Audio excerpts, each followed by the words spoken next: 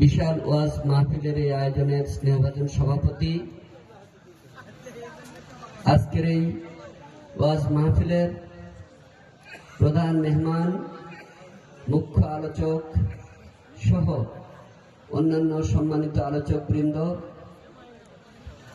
কোরআন এবং হাদিস থেকে আলোচনা করবার জন্য আগত সর্বস্তরের উলামায়ে কিরামগণ, যারা এখানে ইসলামী সঙ্গীত পরিবেশন করেছেন সেই সমস্ত শিল্পীবৃন্দ,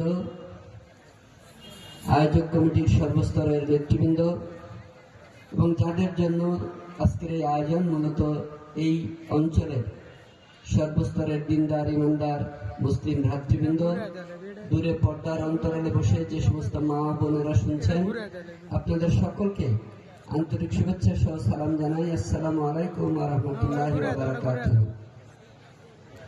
আজকের এই আয়োজনটা সত্যিই একটা ব্যতিক্রম ধর্মী আয়োজন। এখানে কিছুক্ষণ আগেই আমরা ইসলামী একটা সাংস্কৃতিক পর্ব উপভোগ করেছি।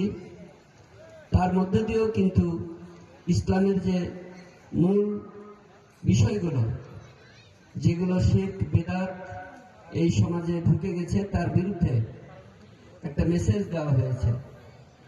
এইটা উপলব্ধি করতে পারি যদি আমরা সবাই, তাহলে সমাজটা অন্ধকারাচ্ছন্ন পরিবেশ থেকে আলোকের দিকে ফিরে আসবে। আজকের এই আয়োজনের মধ্য দিয়ে আমরা সবাই যেন সেই শপথ নিতে পারি যে আমাদের এই সমাজে যে সমস্ত অন্যায়, অবিচার, ব্যভিচার, পাপাচার এগুলোতে ভরে গেছে, সেই সমস্ত জায়গাগুলো থেকে আমরা সবাই ফিরে আসব।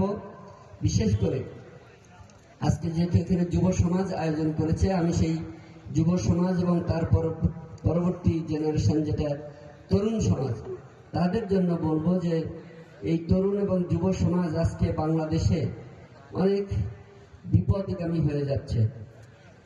নেশা, মাদকাসক্ত এরকমের একটা অবস্থার মধ্যে দিয়ে যাচ্ছে আমাদের তরুণ সমাজ, যুব সমাজ। সেই জায়গা থেকে ফিরে আসবার একটা উদ্যোগ আজকের এই আয়োজন। আমি মনে করি এরকম আয়োজন আরো ঘন ঘন হওয়া উচিত, কেননা গতানুগতিক তাফসীর মাহফিল, ওয়াজ মাহফিল এগুলো সারা বছরই হয়ে থাকে। এর মধ্য দিয়ে আমরা আমাদের এই কোরআন এবং হাদিসের আলোকে নিজের জীবন, পরিবার, সমাজ, রাষ্ট্রীয় জীবন যেন পরিচালনা করতে পারি, নিজেরা যেন সেইভাবে আমাদের সন্তানদের গড়ে তুলতে পারি, বড় করে তুলতে পারি, সেই আহ্বান জানাতে চাই। আমি বক্তব্য আর দীর্ঘায়িত করতে চাই না। এখানে যেহেতু আমাদের আলোচক মঞ্চে উপস্থিত রয়েছেন, উনি মূলত কোরআন হাদিসের আলোকে ওয়াজ পেশ করবেন।